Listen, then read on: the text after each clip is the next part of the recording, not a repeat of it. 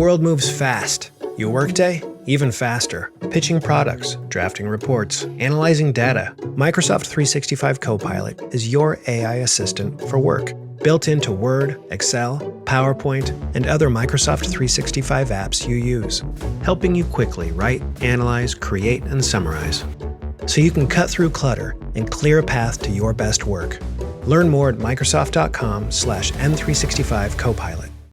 I had that dream again. My small business needs to hire, but I don't use LinkedIn, and I hire an energy vampire. But also they're a literal vampire. And suddenly my team is spending all their time sharpening wooden stakes and buying bulk silver and rehearsing ancient chants, and then I wake up. Don't let hiring nightmares ruin your dreams. LinkedIn Jobs' new AI assistant takes insights from over 1 billion professionals to create a short list of the best fits for you. Post your job for free at linkedin.com/quality. Start hiring today with LinkedIn. Año nuevo, los mismos Extra Value Meals en McDonald's. Ahora te puedes llevar 2 snack wraps y papitas y una bebida mediana por solo $8. Solo por tiempo limitado. Precios y participación pueden variar. Los precios pueden ser más altos en Hawái, Alaska y California y con entrega.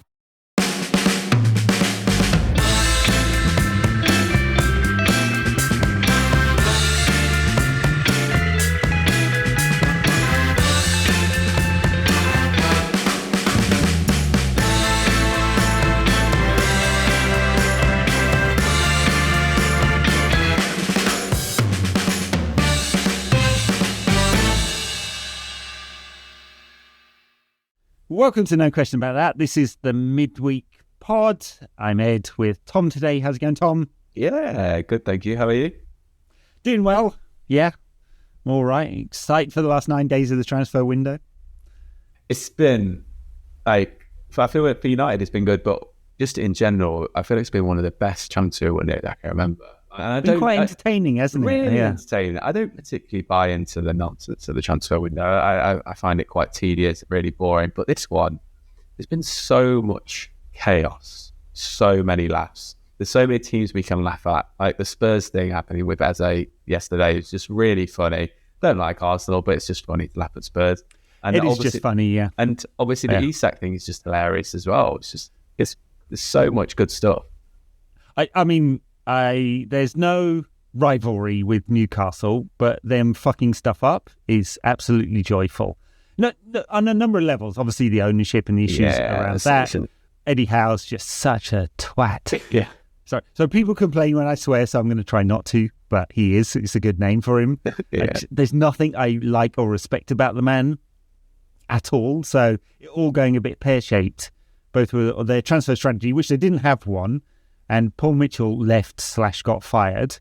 And it shows what happens when you have people in place that are best of class doing what they do versus not, right? We know this from the last 10 years of United's transfer strategy, if there was one.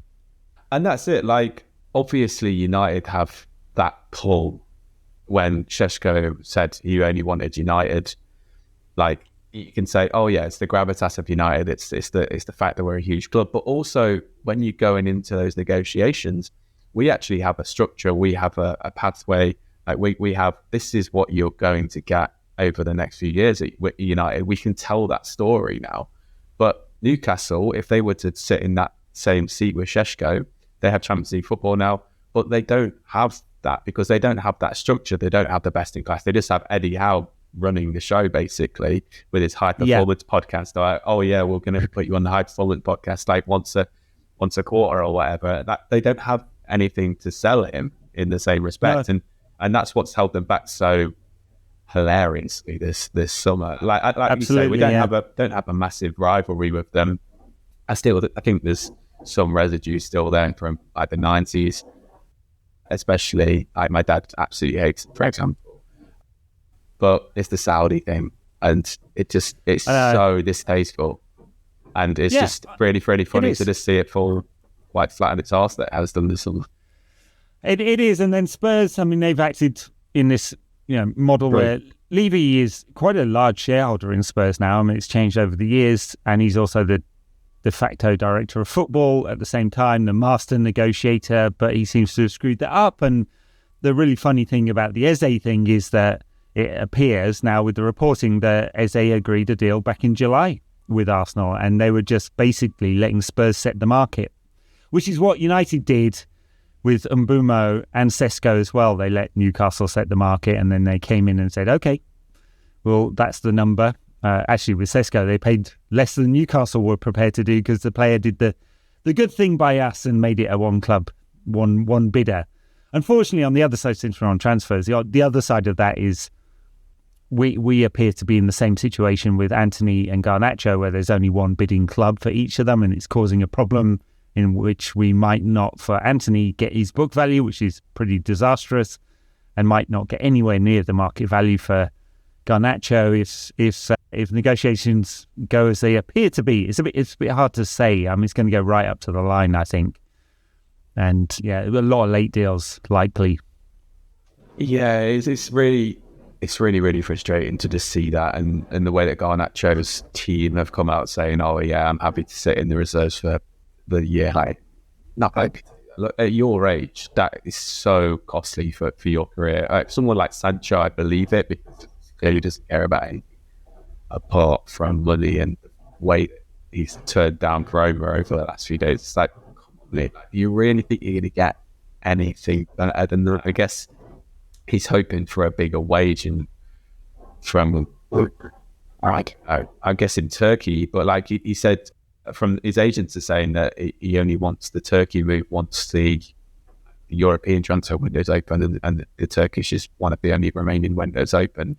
Yeah, I can't really understand Sancho's strategy here. Like, he's got 1 year left on his United deal, so whatever happens, he will make that money this year, whether it's United's partially subsidising it because it ends up being a loan this year or not. But then that contract is out. So is the goal, which it seems to be, reject everything, get a loan late in the window to somewhere, play out that year on his full wage, partially subsidised by United, and then be a free agent in the summer of 26 and get the biggest possible contract he can. I mean, it's a risky strategy because he has been shit for years now, right? Yeah, he was okay at Dortmund. I think that was overplayed, how good he was. Yeah, absolutely. And he was not good enough at Chelsea last season. I mean, his numbers were pretty pathetic. I mean, I know he scored one of the goals in the Conference League final, but they didn't take up the option there at 25 million where they're doing 50 deals of that size, it seems, all of the time, including, we should talk about Chelsea and CISO, because it's really dodgy. But yeah, so Sancho's in this situation where he's not nearly as attractive as he or his team seem to think he is, because he's a big risk, right? So he earns £14 million a year at United, basically. It's a massive wage. That makes him one of the highest earners in Europe. His performances are nowhere near that.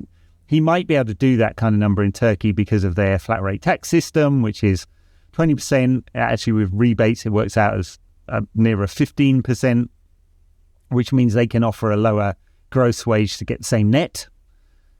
That's if money is the thing that is motivating him, he should go to Turkey or Saudi.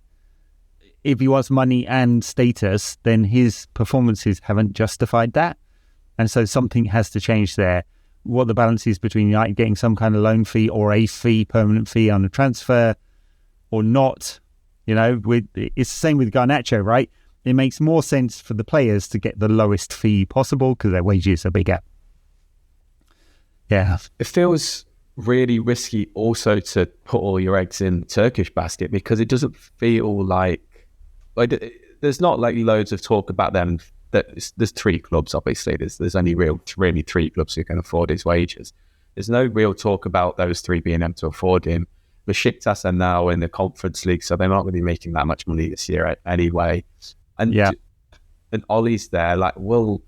Does Ollie's and Sancho's relationship, is that something that is so powerful that's going to need him to sign there? And also Fenerbahce and Galatasaray, very good sides. I don't even know necessarily if they want him. And also, it doesn't really strike me as a Mourinho player. So it's kind of almost left with Galatasaray as being the only options. I feel even just in terms of like the Turkish league, there doesn't feel like that many options out there. So to turn down Roma, such a good offer, and a good team and a good, obviously great league as well. Like, it strikes me as being really, really, really weird. Yeah, I mean, it feels like a tough market for United the last 9 days. I don't know whether there'll be any incomings. Obviously, I think it seems they've agreed a deal for Lamens in principle as a secondary goalkeeper, or maybe a challenge to Andre Onana as the number one. Whoever is the number one right now, we'll talk about the football in a bit. And it's the outgoings that really will make or break things, and what's going to happen with Garnacho and Chelsea, Antony and Betis might go right up to the end of the window. Højlund and Milan looks close-ish, maybe. If it is Milan or Napoli or RB Leipzig or whoever is interested in him, reportedly, and then we'll see if there are any other deals. I don't think there'll be any. Malacia, maybe something happens there. I don't know. I mean, it matters less, financially speaking, at least. Yeah, I feel that's another strange one with Malacia, though, because he's a more than competent player. He's like fairly decent. I really thought there could be a market out there for him for, like, I don't know, just a 10 million or something. Like, that doesn't feel like a lot for a player. His quality, like, he's not, I don't think he's United standard at all, but like, he's not a bad player. And the Højlund one, I'm really quite sad about how it's turned out. I think from a personal perspective, more than a ruthless United's perspective, on the ruthless side, I think it is the type of deal that we should be doing. I just feel sorry for him because he clearly loves United, really, really wants to stay. Like, he really does try as well, maybe too hard, to be honest. And when we've had so many players down the years who just don't put a shift in, don't really want to be at the football club. And you see someone like him who really, really does, but it's just not working out for him. Yeah. And he's playing in a similar kind of intensity to someone like, you think, Bruno, who, like, despite everything going to shit, like, he's still trying his heart out. And then it's just not working out for him. I'm really quite sad because I think in a different era of United, a couple of seasons like this wouldn't have been disastrous. At his age, at 22, you think maybe goes out on loan for a year, comes back, and he might be a different beast. But because of where United are, like, we have to, well, it's going to be probably a loan with an obligation. It feels too soon, I think, because I think the attributes are there. And there were definitely, obviously, times last season where he was, if you'd have been only watching football for 6 months, you'd have been like, how the hell is this guy playing for one of the best teams, best clubs in the world?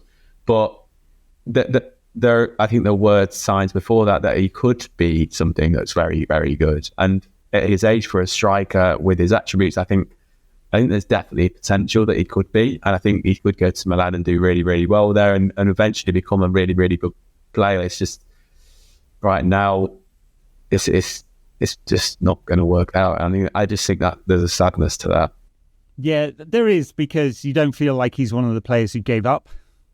And for that reason, there's a lot of sympathy. But if the benchmark now is that you get 2 seasons to prove you're good, which was reportedly what Omar Barada had set out as the club's strategy, then he went backwards. He had a decent enough first season at United, and then last season was obviously a disaster. He kind of forgot how to be a footballer, I think. Spent all his time wrestling with defenders rather than doing the things that was necessary. Scored a couple of goals late in the season. Might not have started the Europa League final if there were any other options. You know, if Chido was fit, would he have? I don't know. It's hard to say, honestly. And it's sad for him. But from a financial perspective, it doesn't make a lot of sense for United to loan him out for a 5 million loan fee and wage coverage. Yeah. We'd still be subsidising another team. We've got to stop doing that. And so if there is a loan with an obligation or a full sale right now, even though it's sad because he's a United fan and he's trying and he doesn't, he's not the toxic. We don't, apart from the fact that he spent time with fucking Goldbridge, who we should talk about, which that is a black mark against him. Apart from that, he seems like a decent enough egg and he talks well. He spoke to one of the Athletic people, didn't he? He was on the Talk of the Devils podcast a couple of weeks ago. He spoke about wanting to stay at United and fight for it and all of that kind of stuff. So But yeah, I think from a financial perspective, it probably makes sense for him to be sold if there is a deal there, especially if it's not clear that there are deals for the other players that we need to get out of the club.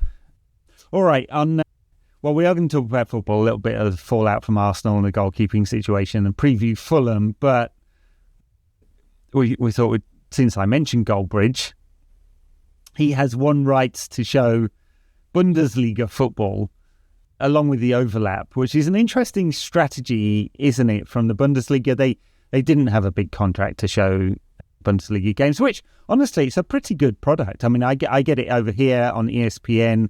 Don't watch loads of it, but there's nice highlights packages as well as the games. I could watch all of them if I could find time. There's good football there. It's like, and in fact, the Premier League stylistically is moving more towards the sort of transitional football you see in the Bundesliga. So what do you make of this? I mean, apart from the fact that I'm not, I mean, maybe people will tune in for the entertainment value of watching a Goldbridge watch along for Bayern versus Leipzig on a Friday night. I'm not really sure.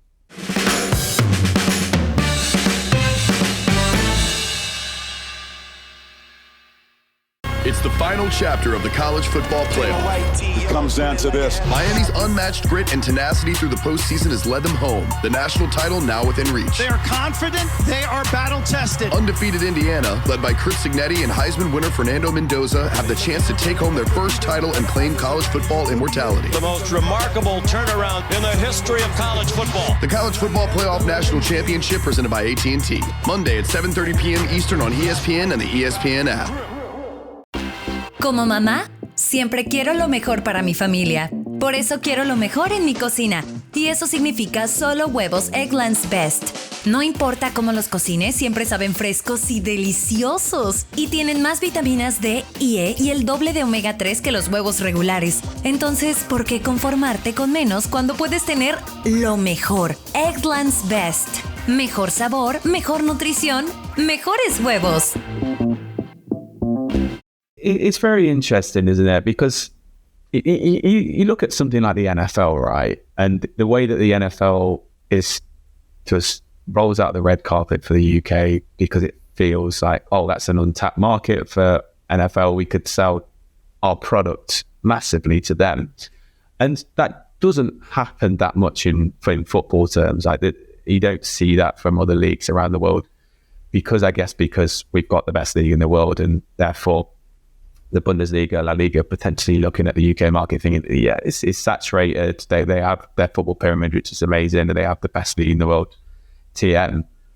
Therefore, maybe there isn't any room for us to tap into there. But I think that's a bit naive or negative thinking. And I think the way that La Liga has gone, for example, in the UK, I feel like when that was on Sky Sports and that had the Sky Sports machine behind it, I feel like La Liga was watched and therefore debated and was part of the discourse so much more in the UK culture about 10 years ago or so. Whereas, and maybe that was the Messi Ronaldo thing, and obviously Barcelona being by far the best team in the world, and everyone wanted to tune in to watch them every week. But now I feel like no one talks about La Liga in the same way anywhere near, because it's all on La Liga TV, and you obviously get the odd random ITV game on ITV4, but because it's so random, it's not part of your weekly schedule. You're not watching, you're not looking out for it on the weekend, and whereas you used to have Revista de La Liga on Sky Sports on that really good magazine show, and you knew that after you've watched the Premier League games, you switch on to Sky Sports 2 or whatever, and you watch the La Liga game in the evening on a Saturday or Sunday night. And I feel like the Bundesliga potentially looked at the UK market and thought, yeah, maybe we can do something a little bit different to try and get in there. And they clearly have, because they've given BBC rights to show games on iPlayer. I think, I'm not sure if it's BBC 3, the Friday night games. And then, they've done this different weird thing with the overlap and Goldbridge. I mean, I guess this is the way that football media is going His height is so weird.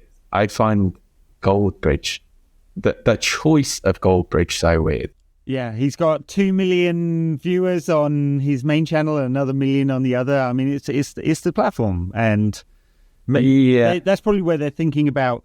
You know, you could go pay per view or pay, you know, a small subscription service for Bundesliga TV or whatever. You know, really close down, kind of the way that the Spanish league has gone, and you'll get 100,000 people watching max, right? Probably not even that.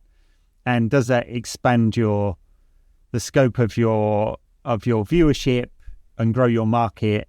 Probably not, right? A bit like the way that Sky Sports do an amazing job with cricket, but it's a tiny market, right? Because not enough. Yeah, it's just tiny as a result. And so, can they get reach as a result of this and get people more interested? So the next time that the rights come around, because I'm assuming that it's a zero down, right? He's not paying for it, or it's a nominal fee, you know, like the way that ITV had bid £1 to get the Club World Cup, that kind of thing. Well, we'll see. Will you be tuning into Marcus Goldbrucker every week then to get his take on Bundesliga? I definitely will not. I don't know how it's going to look. I kind of envisage him being a small little box on the screen and the game's on, and he's giving Bundesliga analysis. And who's he going to pick on? Because his whole model is to divide and create anger. So we need someone to pick on in order for his model to work. That's why I don't really feel that it works, because what works about Goldbridge is that there's that emotional element to it. It's all emotion. Like there is obviously some low level, like surface level analysis, but then it's mostly about enraging or creating emotion within the audience, and with it being the Bundesliga and this kind of like, not many people have an emotional attachment to the Bundesliga apart from, I guess, the Bayern and people like Dortmund because of what they do with players, but like not really the same. So it just feels like an odd choice. And like you say, like you could put it behind a paywall, but that doesn't seem to be the way that it's going anymore. Like NFL have closed all of their whole internal network, the NFL network. They've closed that down. I think the NBA are starting to look further afield. Like that, those days gone of having or thinking about potentially like Premier League TV. It doesn't seem to be the way, and it feels, especially if you want exposure to do that. You've seen what happened to the MLS going on to Apple TVs. That the viewing figures are absolutely tiny, and that can completely destroy your exposure to the wider network. And to put it on BBC just feels like such a great idea, and to put it on YouTube, I guess, it feels like such a good idea. I just don't know. It just feels so random that it's overlap. I don't really know how that works. They don't talk about anything else apart from United in the 90s on that show, and having a go. It's a great show, to be fair, but like they do talk about the United in the 90s. Like they don't talk about the Bundesliga that much, so they're gonna have to change their model a little bit. And Goldbridge just feels so strange. Nine, schnell, Kartoffelgolf. You know, it's yeah. Anyway, very, very good. Marcus Goldbrucker. I'm not sure I'd be tuning in, or maybe I will for Car Crash TV just once, and we'll see what it's like. On the actual football, the fallout from the Arsenal defeat, I think it's kind of interesting. And there hasn't been the wide-scale internet meltdown. United lost, but actually played pretty well. I think it was, unfortunate both in the goal, with obviously a ridiculous Bayern mistake, but also quite clearly a double foul by Saliba, who was pulling his arm and Mason Mount's shirt at the same time. It's exactly. I mean, Ruben Amorim called it out afterwards in his very polite way. I wouldn't have been so polite. But the PGML, the referees had gone around every club saying, these are new rules on set pieces. We won't allow shirt pulling and holding. And that's exactly what happened. And they didn't call it out. And Arsenal got away with the dark arts yet again. So I feel like as a result of all that, unfortunate goal, stupid mistake, but also a decent performance, we're not feeling that bad. as we could do after an opening day defeat. I don't know what your take is a few days afterwards. Yeah, I do feel that I might be a little bit negative here, but I wonder if the discourse has gone a bit too far the other way. Like, because everything has been very positive around the whole culture of United at the moment, conversely to basically the last 10 years.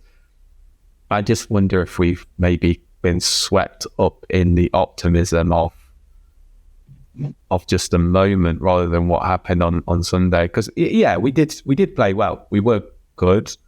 We created a few chances. Obviously, Dorgu hit the post and Bruno had that headed towards the end.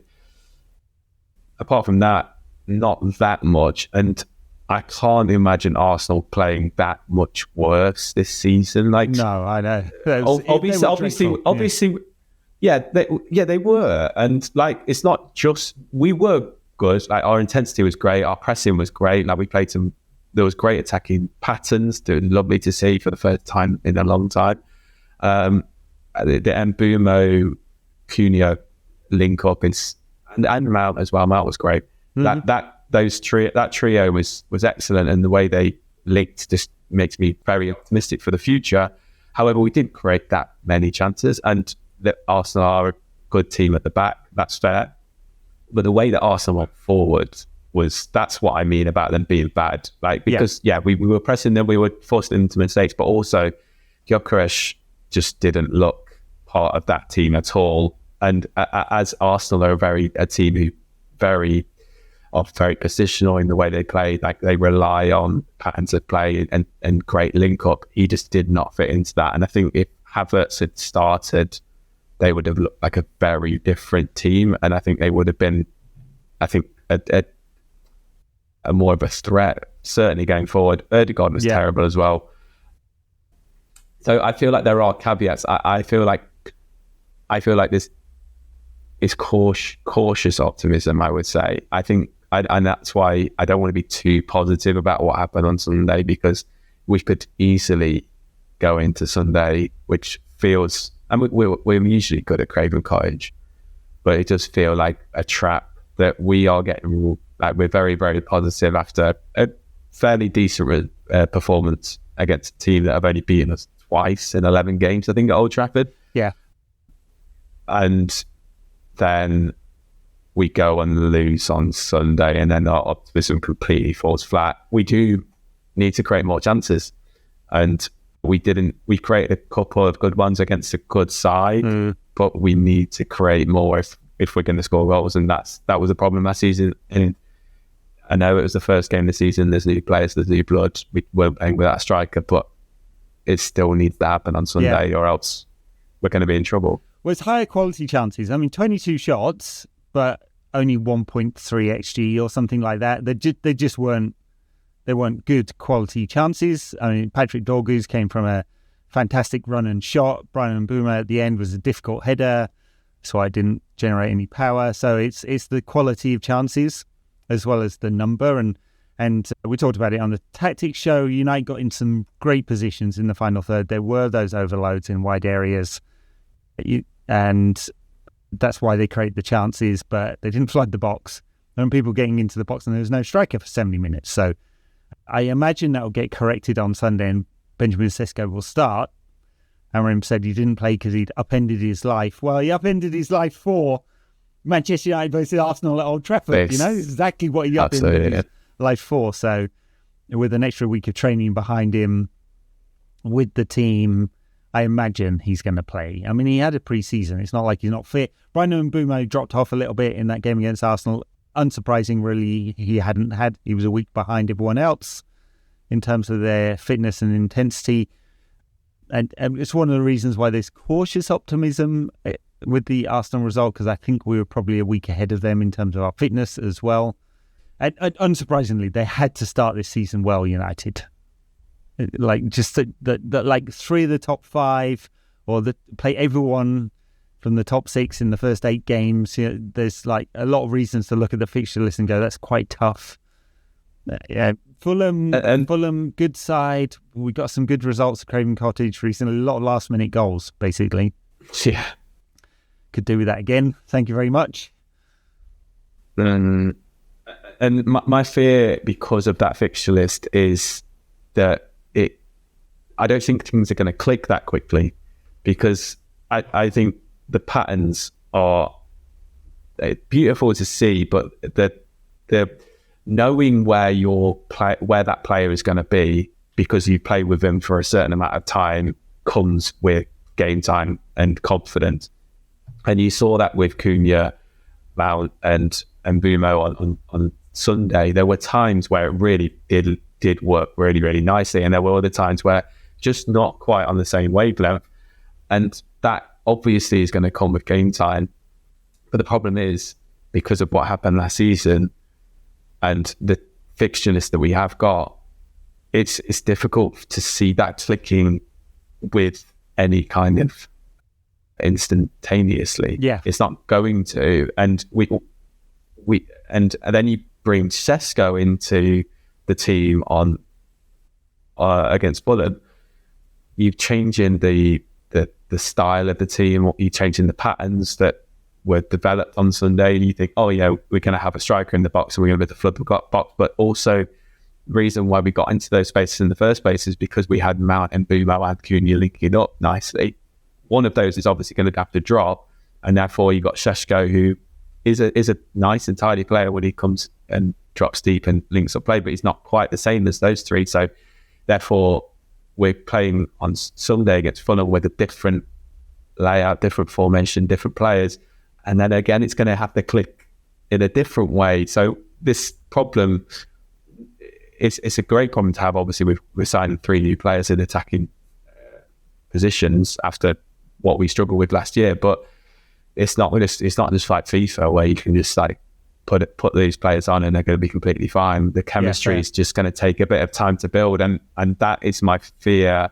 Like I said, because of last season with the negativity, if we lose or draw on Sunday, then we go to another big game, and then we go to another big game, it's soon, that positivity that's really, really high at the moment soon drops down. And when it's so high, it's even worse when you start to lose, because you're like, oh shit, we actually are really, really shit, and we were just getting over the top. And then the media start to jump on you, and everything starts to snowball. And I think we just do need to be cautious and realistic about what we can expect from this. Yeah, I think that's fair assessment. I mean, it's bank of credit, isn't it? I mean, about this time last year, we were saying that Erik ten Hag had no bank of credit, even though he'd won the FA Cup. It was such a disastrous season, finishing 8th and all of that, that as soon as it got tough, he would be on the way out.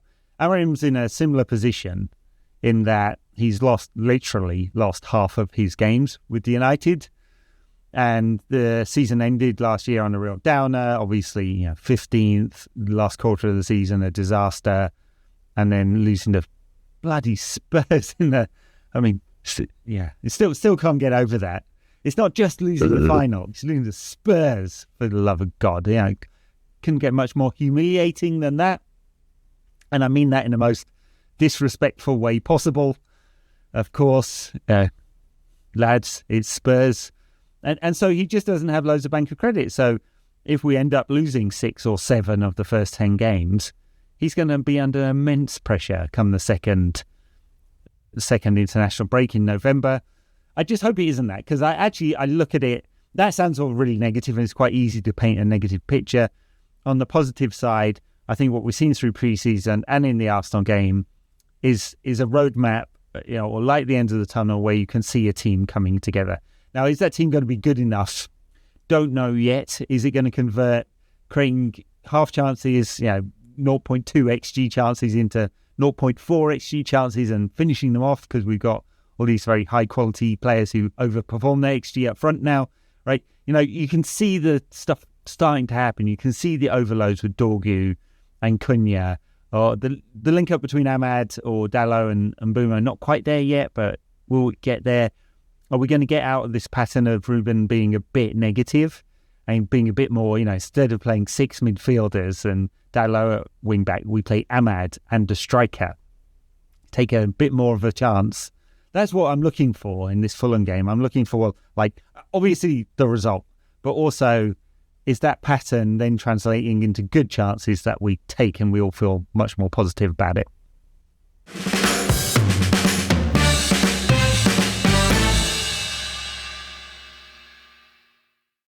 Good morning, Crust. It's a great day to be a bread brother. Ugh, mornings are not my jam. Or jelly. Oh, come on. Stop loafing around. I just woke up feeling hollow inside. Just grab one of the new Morning Uncrustables sandwiches, like Bright-Eyed Berry or Up an Apple, filled with 12 grams of protein and tons of deliciousness. Crust, what are you eating?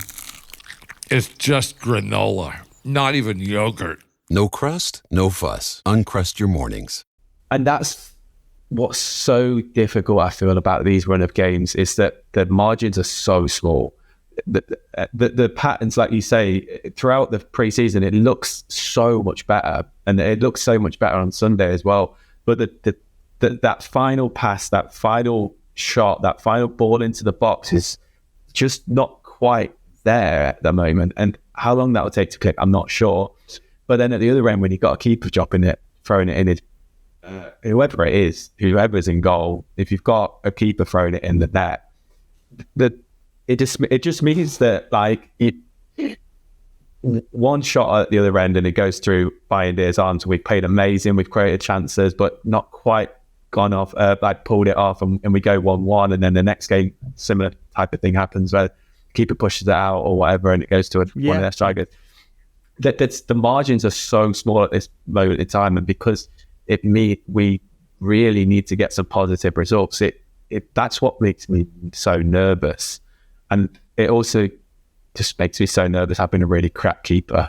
And I said this on Blue Sky the other day when two really crap keepers. I think the goalkeeper is the most important position on the pitch, because a good goalkeeper can have it might not look like that way in the stats because of like a keeper pushing it out to a striker doesn't come up in the stats. It registers as a save. But a good goalkeeper can save you, or can have a turnaround of about 14 goals or something, realistically, if you have a good one compared to a really crap one, which, no offense, but we kind of have. And that is so much. And it also, not even to kind of bring in the fact of like the confidence that it gives the crowd, the confidence it gives the defence. Like Van der Sar wasn't the best shot-stopping goalkeeper in the world, but when we used to go to Old Trafford, you never used to think that he was going to ever make a mistake, and you felt so assured with him being there.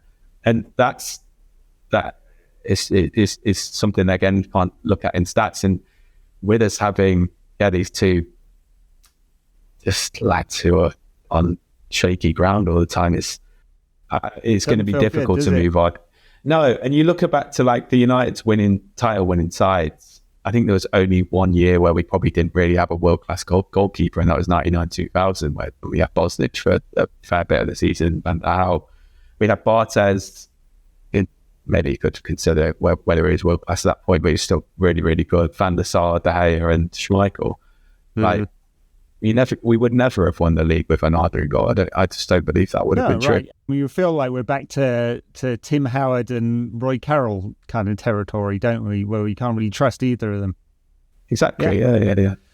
I think the thing with keepers, I mean, Andre Nana at Christmas last year was leading for post-shots expected goals against, right? Post-shot expected goals against. He'd saved more than, it was like +5 or something, like 5 and a bit, which is great numbers for a goalkeeper. By the end of the season, he was down about par.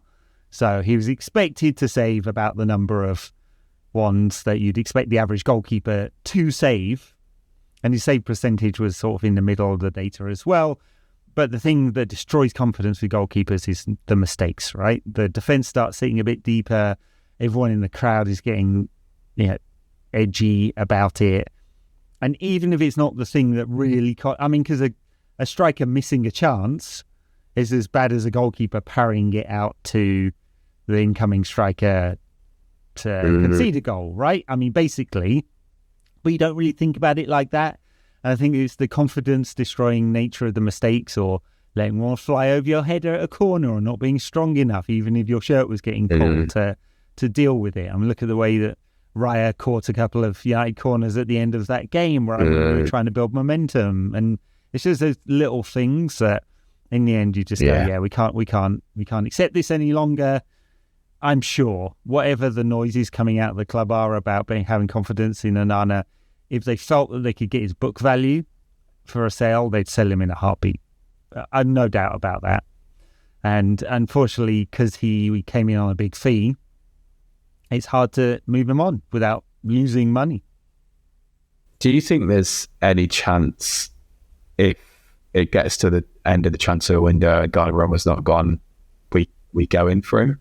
I'd be really surprised, just because both the fee that Paris Saint-Germain might want, because he's still got a year on his contract, and his wages, which, although it helps coming this way, because he's on the super tax in France. I did the analysis. I think he earns like the equivalent of a £400,000 a week gross. Like when you net out, he's 10 million net in France, which means his gross salary is massive because of the super tax they have on high earners in France. But it would, to get the equivalent of 10 million euros net in pounds is £8 million or something. We'd have to pay him like 400 grand a week, near enough. He'd be our top earner or near enough. So I think it's unlikely, basically, as a result of that. It's just such a big outlay on a player who also makes mistakes. You know, I know he's in the big games, he's made crucial saves, and he was great in the Champions League run, and he makes penalties, saves penalties, which would be nice because we haven't had one of those keepers at United for a long time. I'd be really surprised. It's is it worth it? No, probably not. And especially, like you say, he does make mistakes, and I do wonder about that. I wonder, like, is it because the French league is so bad and he's not switched on that much, and then when he goes to like play in the big games, he's always really, really good, largely. But yeah, there's part of me, but I mean, if football wasn't so accountant driven these days, it'd make obvious choice. But that's the reason why, like, no one else has picked him up as well. Like, there's so the way that football is right now, there's so many players that are in limbo, like so many really, really good players that are in limbo.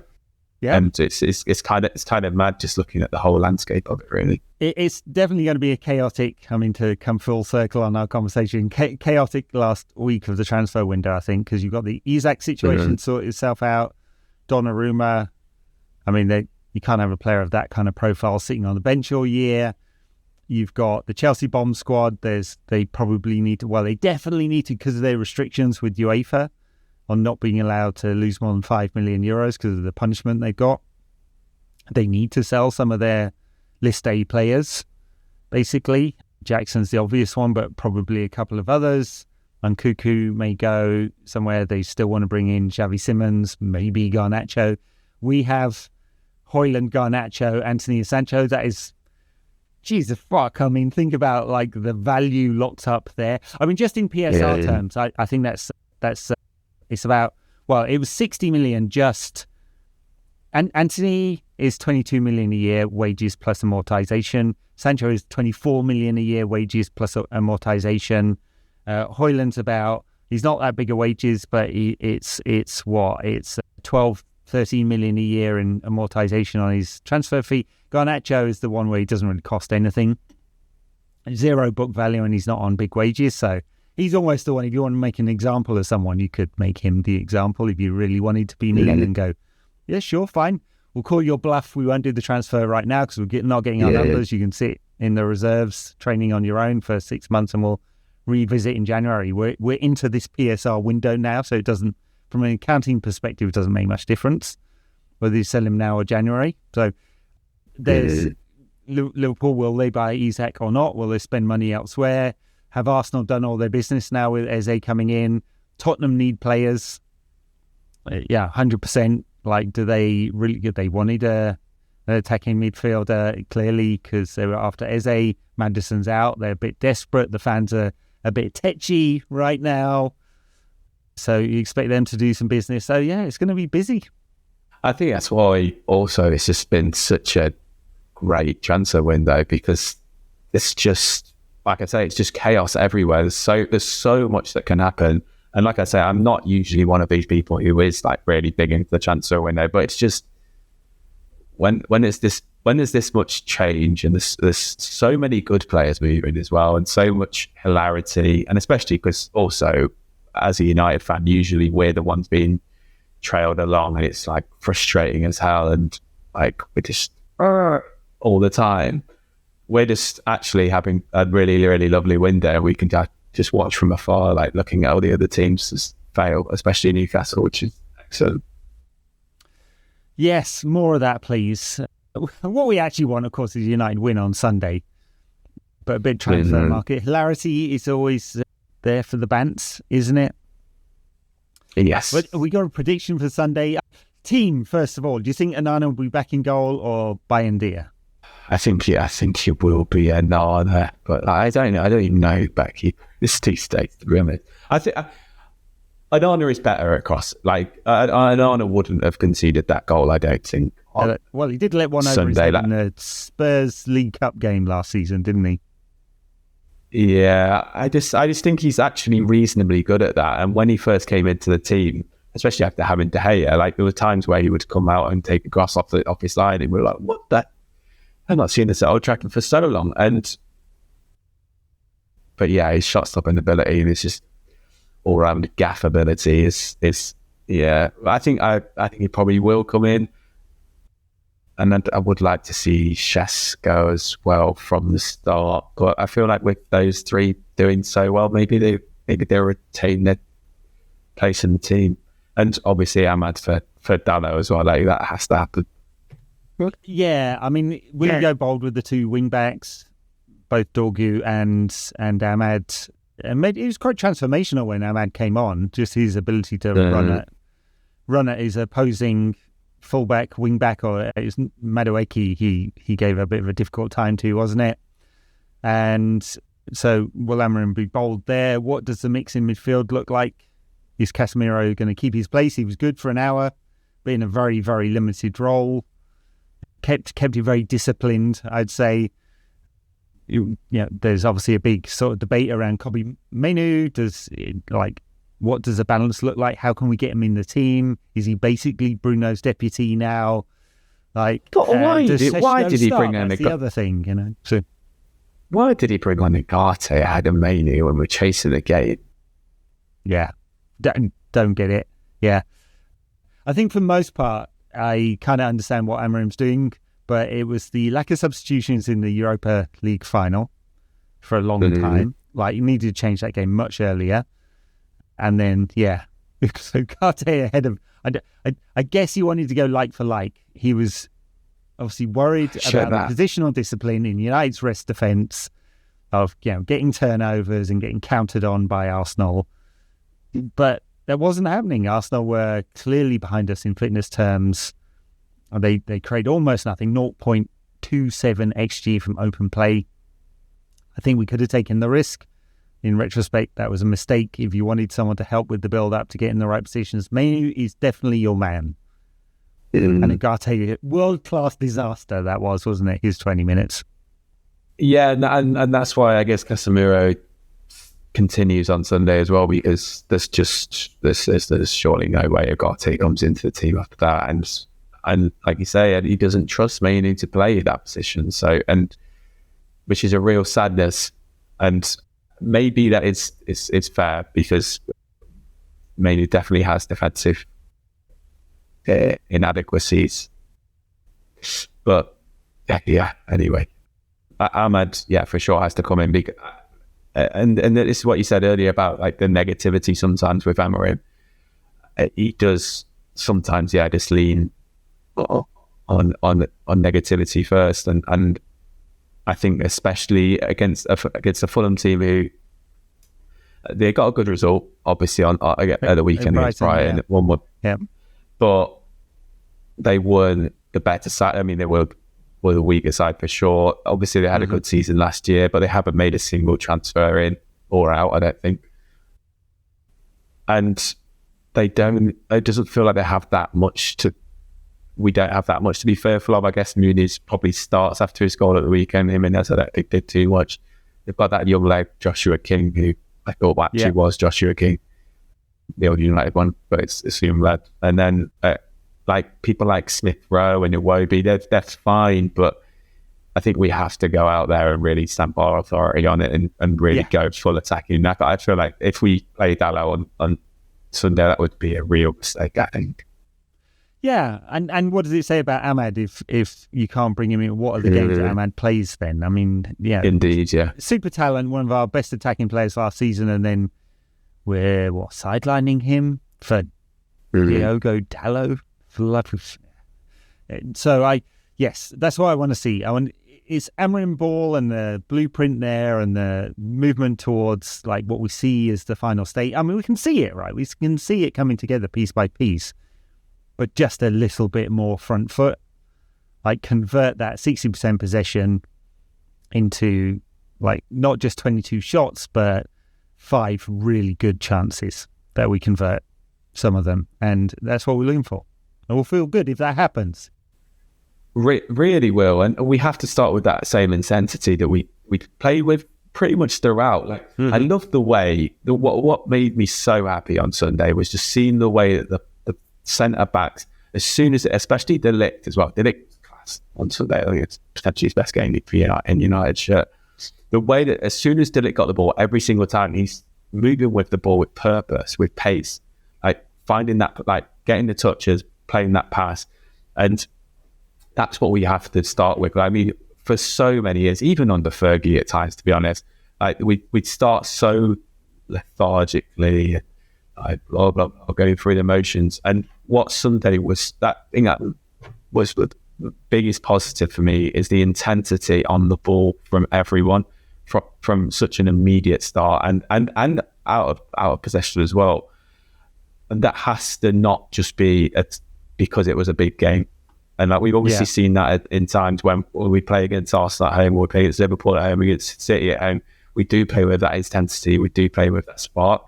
That has to be something that continues, obviously, throughout the season and on Sunday, because if that's just a one-off because it's a big game, then we're back to square one again.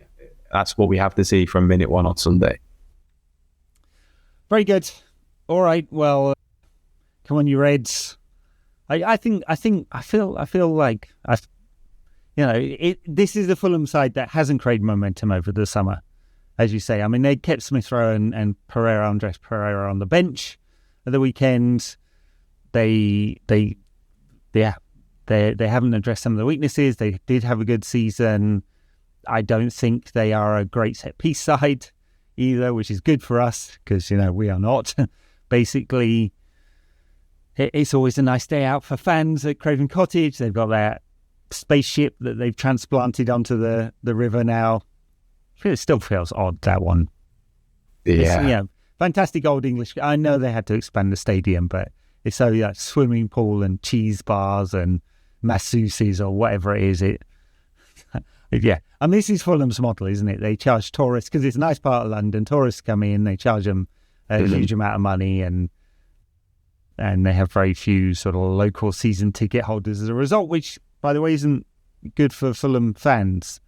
It's great for away fans, loads of nice pubs, everyone will have a nice day out, and hopefully United put in a good performance. All right, we'll leave it there. You can catch us on Instagram, Blue Sky, Twitter.